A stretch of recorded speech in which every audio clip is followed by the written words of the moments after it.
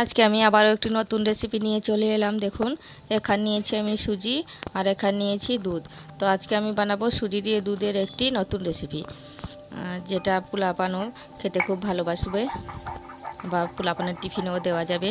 তো আমি এখন সুজিগুলোকে ভালো করে বেটে নেব। আমার মিক্সিটা নষ্ট হয়ে গেছে, তার জন্য আমি পাটার মধ্যেই বেটে নিচ্ছি। আপনারা চাইলে মিক্সিতেও বেটে নিতে পারবেন। তো আপনারা যদি মিক্সিতে বাটেন তাহলে দুধটা সুজির সাথেই দিয়ে দেবেন, তাহলে ভালোভাবে গুঁড়া হয়ে যাবে। তো দেখুন, আমার সুজি বাটানো হয়ে গেছে, তো আমি সুজিটাকে নামিয়ে নিলাম।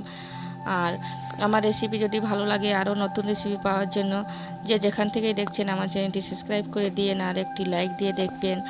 আর আমার রেসিপি কেমন হয়েছে কমেন্ট করে জানাবেন। তো এখন আমি দিয়ে দিলাম সামান্য লবণ আর দিয়ে দিলাম সামান্য বেকিং পাউডার।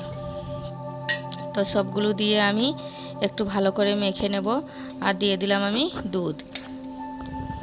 তো দুধগুলো দিয়ে আমি ভালো করে একটা ব্যাটার বানিয়ে নেব। তো দেখুন, আমি ভালো করে গুলে নেব একদম। আর এখন আমি নিয়ে নিলাম কয়েকটা বাটি, আর বাটির মধ্যে দিয়ে দিলাম সাদা তেল। তো আমি বাটিগুলোর মধ্যে তেল ব্রাশ করে নেব ভালো করে। তো আমার কাছে ব্রাশ নেই, তো আমি হাত দিয়েই করে নিচ্ছি। খুব সহজেই বানিয়ে খাওয়া যায় এরকম রেসিপি। একবার বানিয়ে খেয়ে দেখবেন, খুব দারুণ লাগে খেতে। একবার খেলে সবাই খেতে চাবে বারবার। তো দেখুন, আমার বাটিগুলোর মধ্যে তেল লাগানো হয়ে গেছে। তো এখন দিয়ে দিলাম আমি সুজির ব্যাটারগুলো এখানে। তো সবকটির মধ্যে আমি দিয়ে দেব।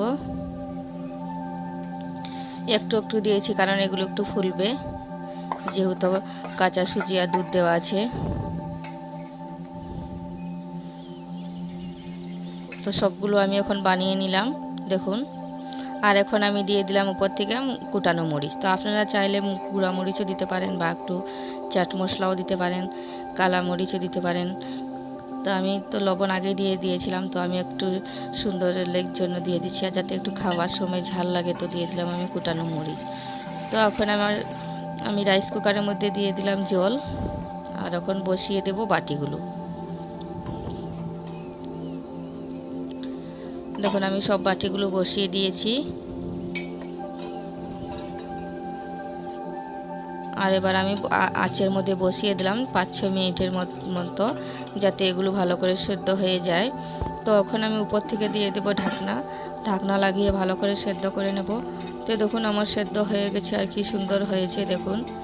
তো এখন আমি সবগুলোকে নামিয়ে কিছুক্ষণের জন্য ঠান্ডা করে নেব। তো দেখুন, আমি এখন বাটির থেকে সবগুলো বের করে দিয়েছি। কি সুন্দর হয়েছে দেখুন, একদম স্পঞ্জের মতো খেতে, খুব দারুণ। একবার হলো বাড়িতে এইভাবে বানিয়ে খেয়ে দেখবেন দেখুন। তো সবকটিকে আমি এখন বের করে নিলাম। তো এখন আমি তাওয়াতে সামান্য তেল দিয়ে দিলাম, আর এগুলোকে আমি হালকা করে ভেজে নেব। বেশি তেল লাগবে না, কম তেলই হয়ে যাবে। তো সবগুলোকে এবার আমি উলট পালট করে ভেজে নেব। তো আমি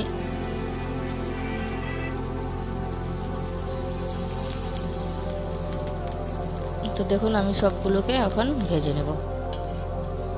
তো সবগুলো আমার ভাজানো হয়ে গেছে। তখন আমি সবগুলোকে নামিয়ে নেব। তো দেখুন কি সুন্দর হয়েছে, দেখুন কি নরম তুলতুলে হয়েছে। একবার আমার রেসিপি দেখার জন্য সবাইকে ধন্যবাদ।